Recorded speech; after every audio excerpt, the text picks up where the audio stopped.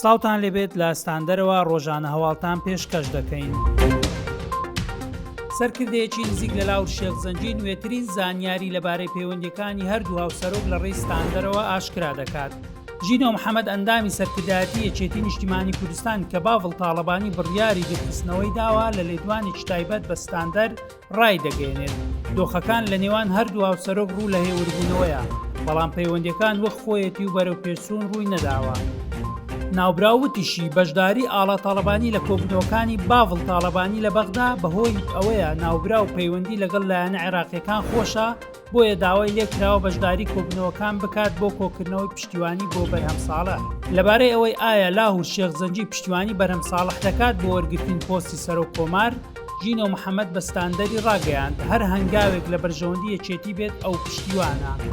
لە وەڵامی ئەو پرسیارەی ئایا لاور شێخ زەنجی جوڵەی لە دەرەوەی یەکێتی بۆ دروستکردنی هێزی نوێ دەست پێ کردووە، بە تایبەت لە دوایین ڕاگەیەندراوی پاشگیری هاوسەرۆکی بەکار نەهێناوتی کاگلاور هیچ جوڵە و پلانێکی لە دەرەوەی یەکێتی نییە و ئەو تا ئێستاش خۆی بە یەکێتی و خاوەنی یەکێتی دەزانێت.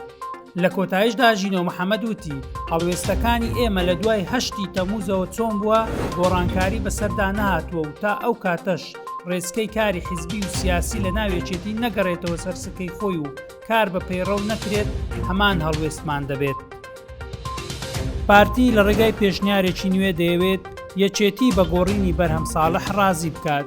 بە گوێرەی زانیاری سەرچاوەیەکی ڕۆژنامەوانی دوای گۆڕانی هاوچێشەکانی بەغدا و پاشەکشەی سەدر لە هاوپەیمانێتی لەگەڵ پارتی و سوننەکان، لە ئێستادا پارتی پێشنیارێکی نوێی هێناوەتە پێش بۆ یەکێتی بۆ کشانەوەی دکتۆر بەرهەم ساڵح. سەرچاوێکی ئاگادار ڕایگەیاند پێشنیارەکە بریتێلەوەی یەکێتی ڕازی بێت بەرهەم ساڵح بکشێنێتەوە و حاکم ڕزگار محەممەد ئەمین بکرێتە کاندیدی هاوبەشی هەردوولا. لە بەرامبەردا پارتی پۆستی جێگیری سەرۆکوەزیران و وەزارەتێکی سیادی لە کابینەی نوێی حکوومەتی عێراق بۆ یەکێتی مسۆگەر دەکات. تا ئێستا نازانرێت هەڵوێستی یەکێتی چی دەبێت. بەو پێی یەکێتی پێی وایە گۆڕانی هاوچێشەکانی بەغدا لە بەرژەوەندی ئەوانە و پەیامەکەی سەدر و ڕێو شوێنە یاساییەکان چانسی هۆشیارزێباری نزیک کردوتەوە لە سفر.